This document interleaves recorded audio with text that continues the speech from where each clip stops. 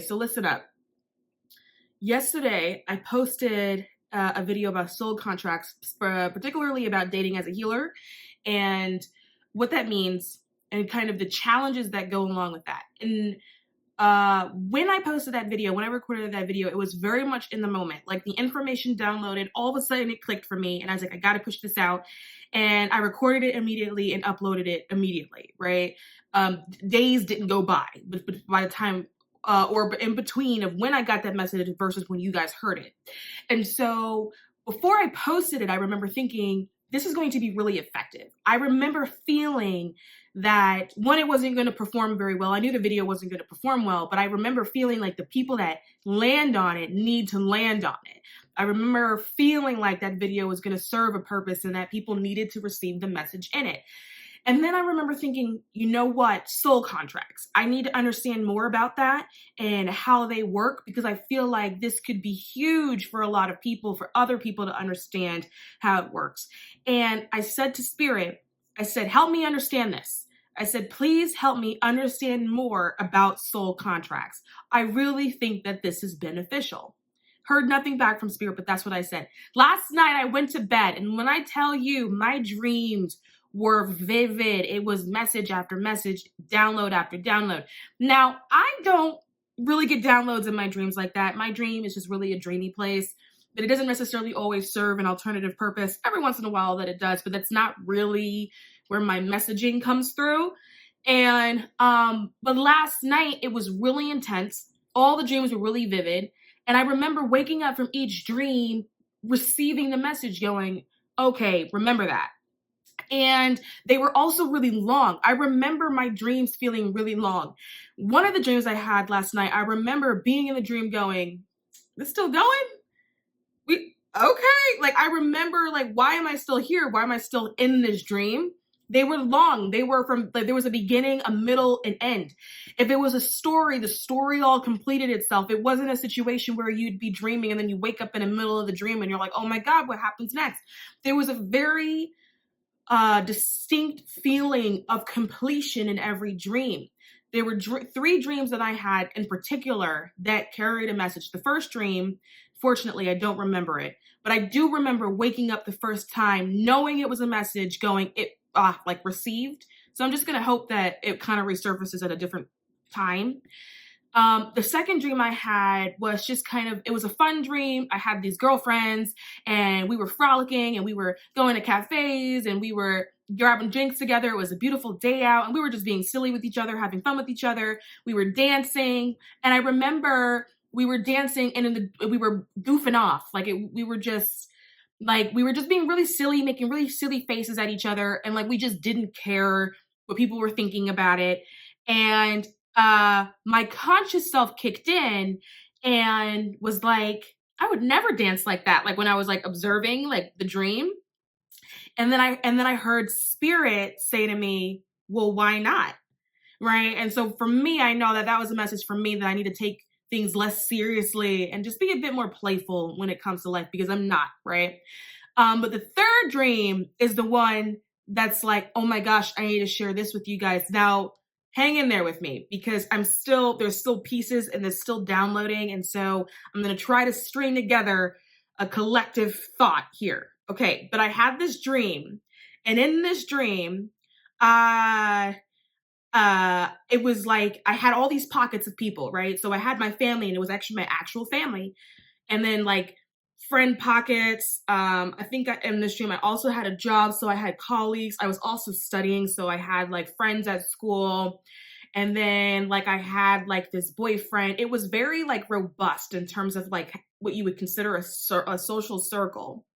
And, I had this boyfriend, and my boyfriend had these tiny wings. Like tiny wings. Like, I mean, the wings are an inch, like maybe like they were tiny, and they were on his back. He had these tiny wings.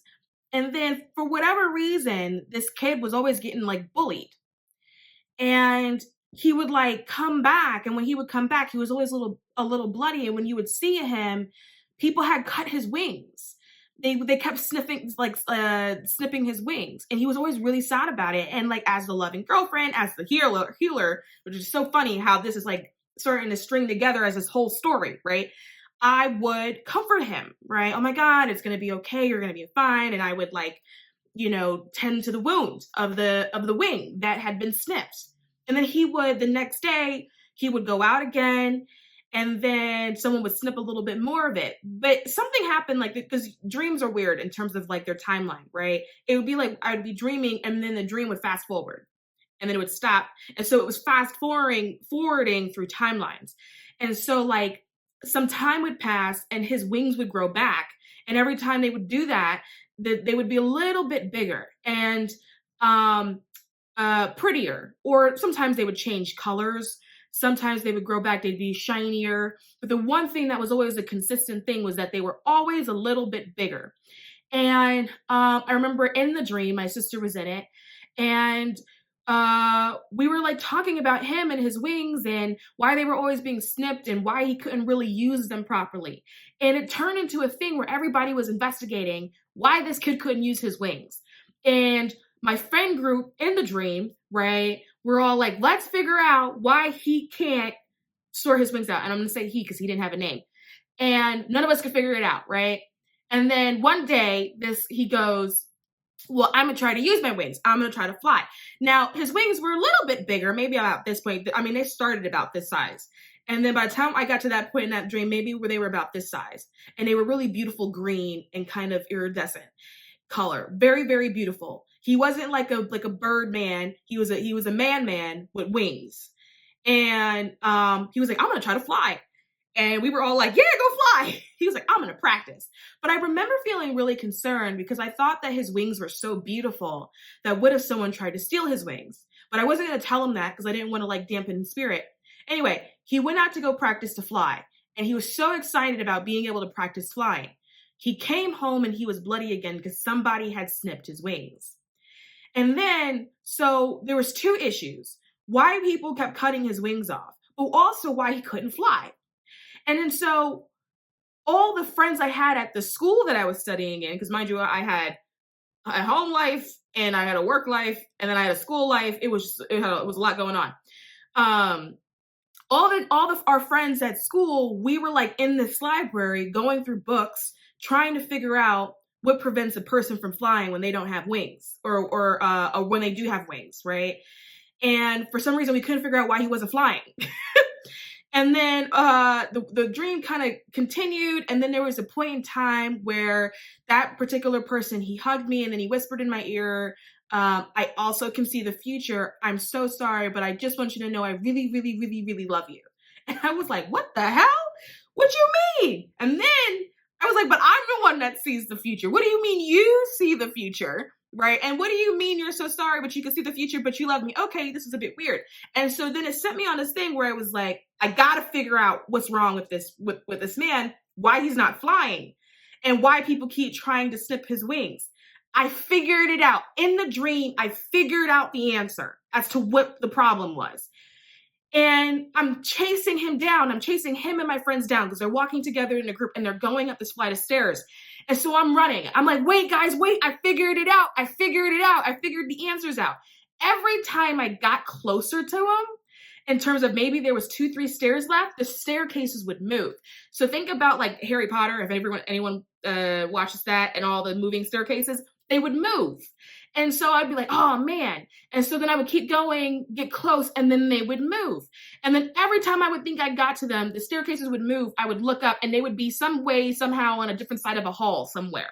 But they never was in my grasp. And what happened was I was never able to tell them why he couldn't fly, even though I knew why he couldn't fly. And then I woke up.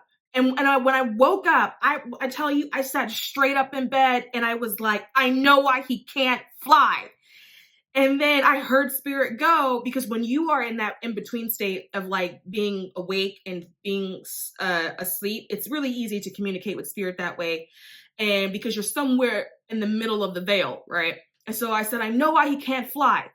And then he said, and spirit said, why? And I said, he doesn't know he's a phoenix. And then spirit goes, like, okay, keep going.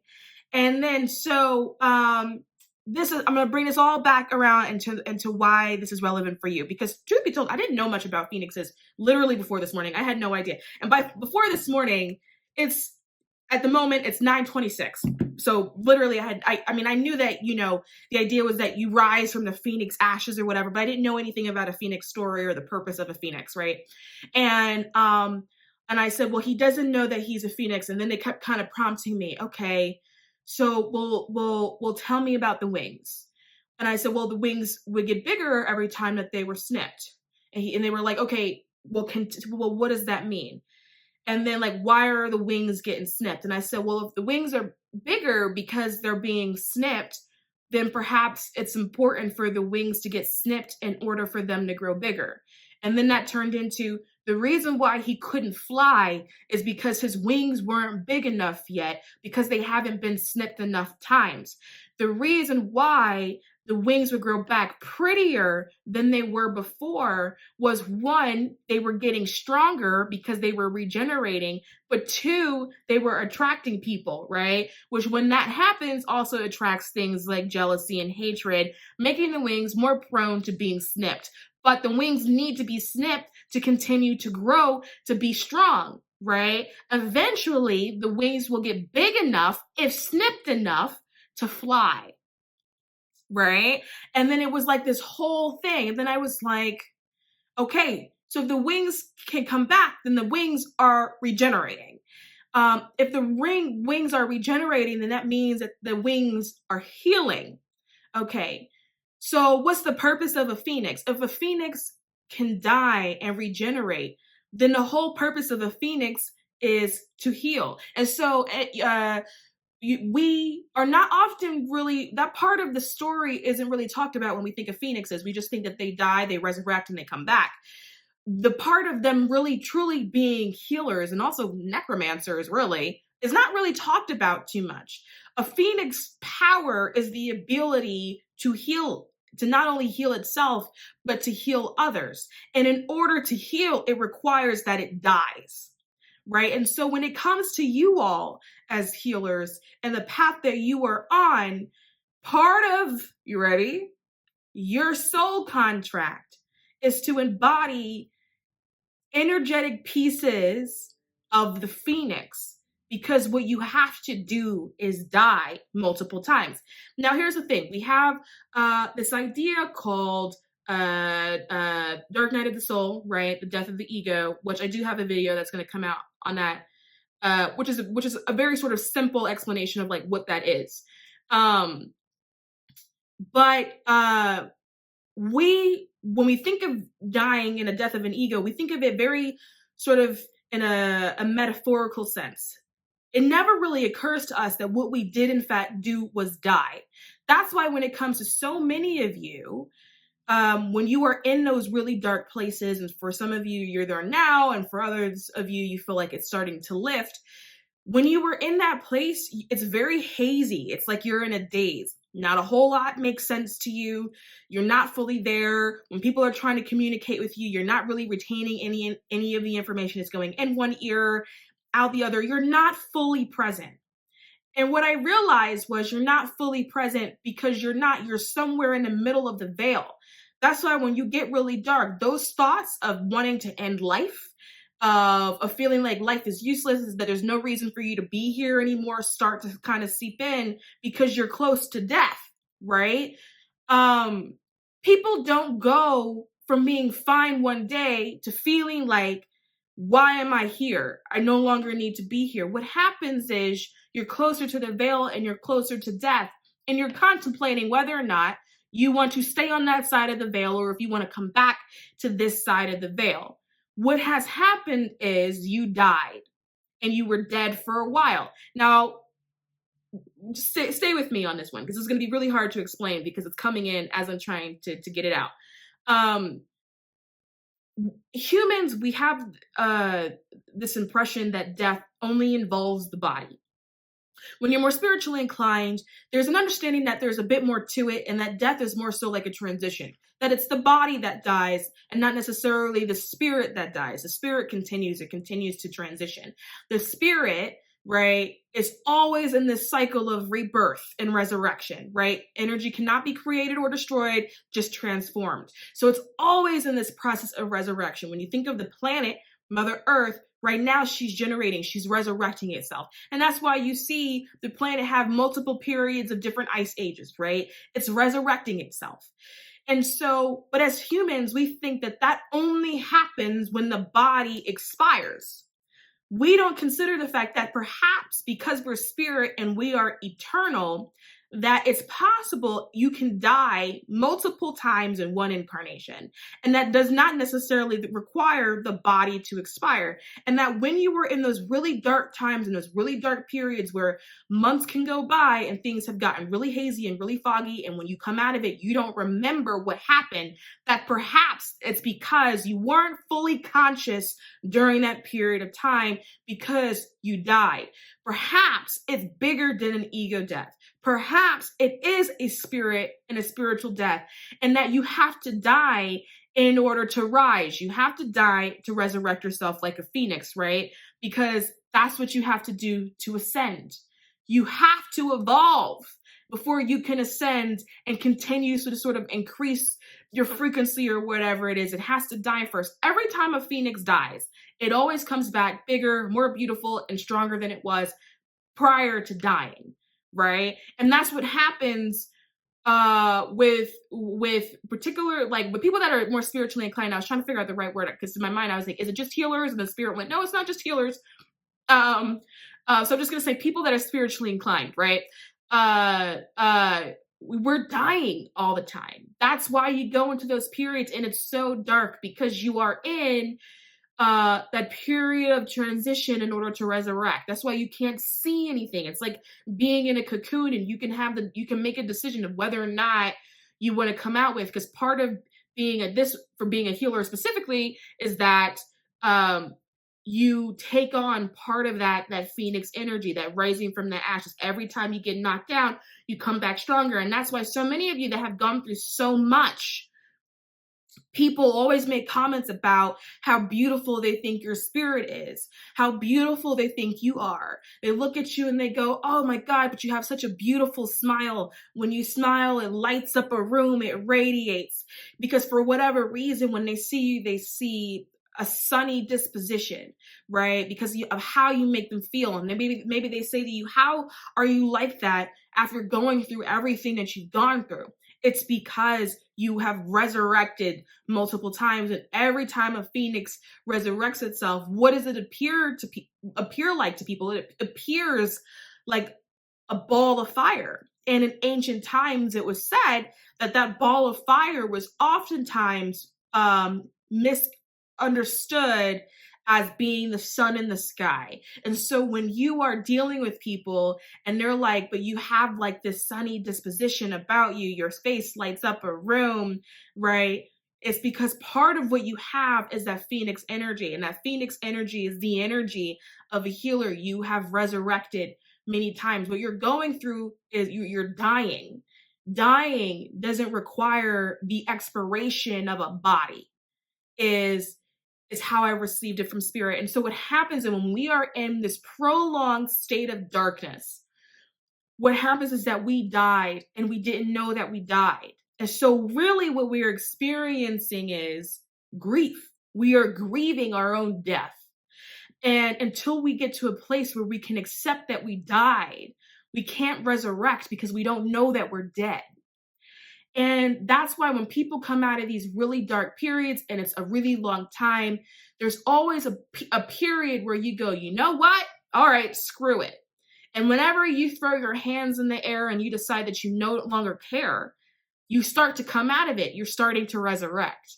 And so I say all this to say, I have to be very careful about how I say this, because Spirit was very like, be mindful of how you word this.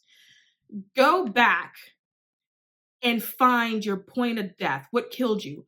What was that thing that when you had that thought or that thing happened to you where you said, I can't do this no more?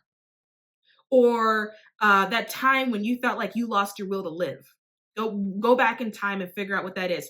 And the reason why I have to be careful with how I say this, I have a really good feeling of what it was for most of you. However, Spirit has advised me that it's best that I not tell you. The thing about telling people about their points of death is that you've told them your truth. It's not yet their truth. And so you can prolong their experience of trying to find the truth. Now, this is not hindering, because I said to Spirit, well, is there a way to help or hinder the process in terms of people finding their point of death? They said they don't view it as helping or hindering, but that it is possible to prolong the time frame for when someone accepts it as their truth, because they may not have an awareness of it, of them dying in that point. They may be open to receive what you're saying if you're saying that you think they died at that point, but they don't yet have, like, it's not their truth yet. And so if you give them that truth, because you're at that moment, it's just your truth and it's not a shared truth, that you could potentially prolong the time, right? So I can't tell you what it was, even though I have a really good feeling of what it was for a lot of you. Go back in time to figure out when you died. When was that point where you felt like you were losing the will to live and you said, I don't want to do this anymore? Where was that? And accept that that was a thing that killed you. And then once you accept that that was a thing that's killed you, you don't have to do anything else. There's nothing like, okay, these are the steps that I have to implement to come out of it. You just don't have to, you don't have to do anything else, but just but acknowledge it so you can accept it, because you have to consider the 5 stages of grief, right? Because what you are in right now is grieving. And so part of the grief process is denial. And so you have to go back and pinpoint what that was. And it's okay if it makes you feel silly, right? Because you may look at it and go, oh my God, that's what took me out? It's okay that that's what took you out. It's fine, right? Pass no judgment. Go find the place where you died. Death does not always require a body, right? Because we are eternal. And in fact, the word death is probably a really bad word for us to use, but I don't know another word in the English language to actually define really what it is. So we're going to stick with death, but it's not really a death. It's more of a resurrection, right? You're dying so you can resurrect more beautifully, more strong. You have to die to come back stronger. And when you come back stronger, you're more powerful, right? Phoenixes become more powerful with each resurrection, more beautiful with each resurrection. Their ability to heal gets better with each resurrection, right? And this is how the Phoenix also ties into being a healer.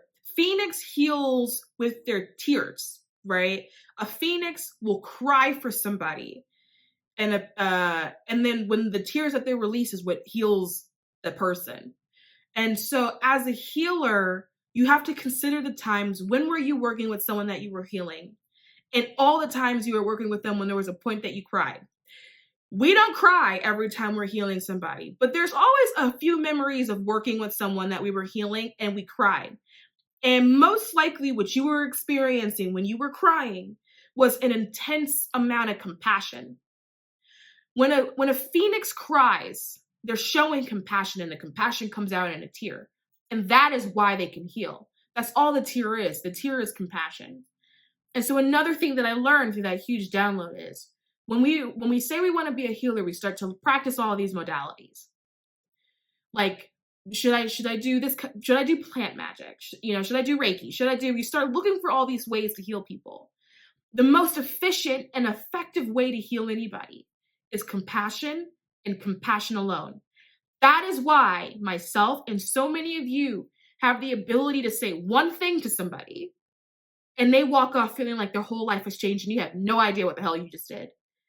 What you did was grant them compassion. And compassion is what heals. It's the most efficient way of healing. Yes, you can use different modalities. There is nothing wrong with any of that. But at the root of it all, if there's no foundation of compassion, it doesn't work. And so a Phoenix heals through its tears of compassion. And that's why when you have worked with people in those few times you've cried with them, those have been the most powerful moments for you, and why they have stuck with you, and they probably have been the most effective moments for other people, because what you did was extended them compassion in a world that doesn't teach compassion to children. And so you are embodying a lot of the energies of a phoenix. And that is part of the soul contract as a healer, that you must die multiple times in order to resurrect, so your wings can get bigger, in order for you to be able to fly and to continue to heal. It's not a part of everyone's soul contract to die as many times as a healer must die. That's why healers are always feeling like they are suffering. But what's happening is that you are resurrecting. And so every time you reach a dark place, consider the fact that maybe it's not depression. Considering the fact that maybe you died and you're grieving your former self. Because here's another interesting thing about the phoenix. Interesting thing about a phoenix. When a phoenix resurrects itself, it takes the ashes and it kind of balls it up and it kind of sort of encases it in myrrh, and then it flies it. I think it takes it to Greece. In the myth, anyway. The phoenix takes the ashes of its former self and it protects it and it honors it, right? And so when you come out of these states, you always feel different, right? You always feel different. Honor your past self, honor the ashes, because that is where it is that you came from. Don't hold judgment for your past self, for maybe the mistakes that your past self made. It rose from the ashes because that's where it needed to rise from. You cannot resurrect without having the previous version of yourself. So don't place any judgment or carry any hatred in your heart for the previous version of yourself, because you wouldn't have had anything to resurrect from if you didn't have it. And like a phoenix, gather the ashes, wrap it in myrrh, being very metaphorical here, and honor it, because that's how you grew and resurrected into a bigger, more beautiful, stronger version of yourself. And the bigger you get, the more people you have the ability to heal as part of your soul contract. And there's one more thing that Spirit told me, because there actually is a time frame to everything. I asked Spirit, from the point of death to the point of resurrection, how long is that? Spirit said a few months. I said, okay, is that 2 months? Is that 3 months? What is that? And they said, it's a few months. And which tells me that could be 2 to probably 4 months if you give Spirit time, because we all know that Spirit's timing be a little off from time to time. And I just heard them say, no, our timing is never off. Your timing is off. But our timing is divine. They're teasing me actually right now. A lot, actually. They're actually really harping on the fact that that their timing is never off, and that it's always our timing that's off, and that their timing is always great, that we are always misconstruing what they're trying to say with their time. They're actually getting really chatty. Okay. They're like going. I got it. But timing, they are nodding in agreement that when it comes to resurrection, is they're doing this a few months. And so what I want to say to this, for a lot of you, October was a hard month. Some people's hard month started in August. Some people's hard month is starting now. But for a lot of you, October-ish was a hard month. My hard month happened in August. It's a little hard in October, but it started to dissipate in October. If it's a few months, we have to consider October, November, December, January. That puts us at the start of the new year, the start of a new cycle, the start of a new journey. Everyone says, new year, new me. It's a new bitch. It's a new bitch. But you got to be strong enough to be a new bitch, right? You have to die first in order to be that version of yourself. Also, Spirit is saying to me, you asked us for help. They're saying, you asked us for help. You didn't want this anymore. You wanted something different. A lot of you prayed and didn't even realize you were praying. A lot of you were washing the dishes and you asked for help under your breath and didn't even realize you were asking for help under your breath, because you were asking for a different kind of life, because this was not the life that you wanted anymore. A lot of you prompted, ooh, this is controversial. I'm getting it from Spirit. A lot of you prompted your own death. A lot of you, metaphorically, I got to watch my words here, ended yourself on purpose. so that you can resurrect. Here's another funny thing about the phoenix. The phoenix knows when it's dying, right? When a phoenix knows it's dying, it builds a nest for itself to go lay in to die peacefully. You knew you were dying with what you had in your past circumstances, in the life that you were living. You knew you were dying. And so you chose to resurrect. You just were not aware of the fact that you had died. Go back and find a point of your death. Can't tell you because I'll prolong the process for you, but go find it. Even if you feel like it's silly, go find that point where you feel like you lost the will. That was the point you died. Accept it so you can come out of the denial phase of the grief process, so you can finish out all the other 5 phases of the grief process so you can resurrect.